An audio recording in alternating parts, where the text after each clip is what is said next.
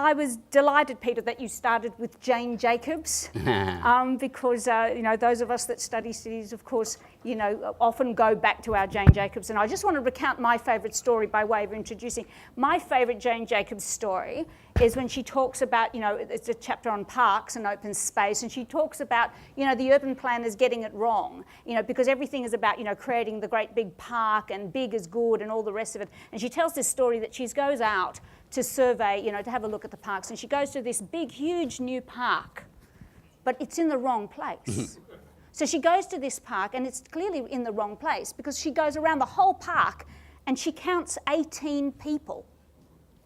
And then she goes home to her walk up, in New York, and there on the steps are 18 people.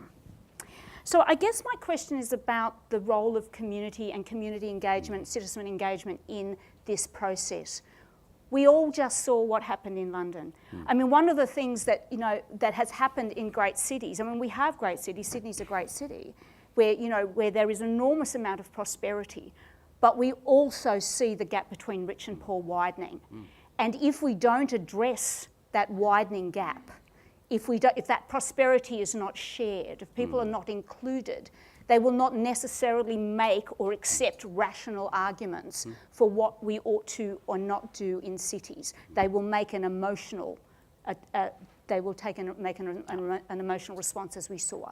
So whether we agree with the Brexit or not is not the question. The question is, how do we avoid getting ourselves into that situation? How do we engage our citizens in this conversation? And how do we as government do that, understand if we don't close the gap between rich and poor, if we don't maintain high levels of trust in government, then we can't influence this agenda. I might start with you. Oh, sure, yeah. Well, a couple of things there. Firstly, clearly it's about inclusion. If you're not included in this process, then you are disenfranchised. That's quite clear, right? So how do you get included?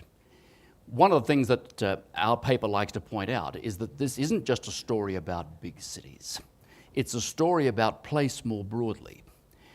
And many Australian cities, because they are so sprawling, they have edges that are closer to regional centres than they are to the centre of the major city.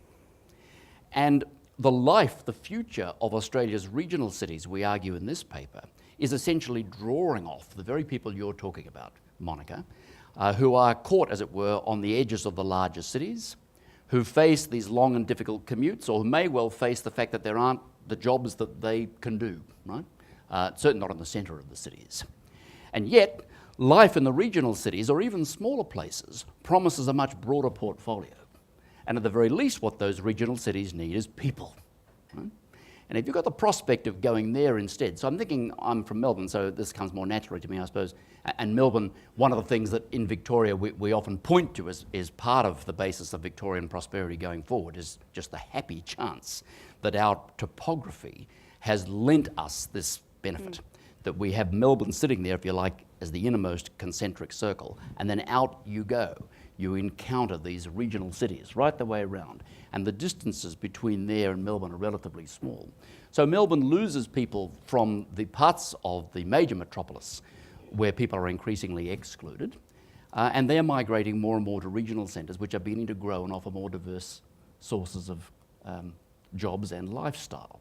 I don't want to say this is a panacea, but what I want to do is to point out to you that I think just looking at the megalopolis with this extremely wealthy centre and people on the edges living in penury, that's a bit of an exaggeration, I think, of where it would end up. Be much smoother than that would imply.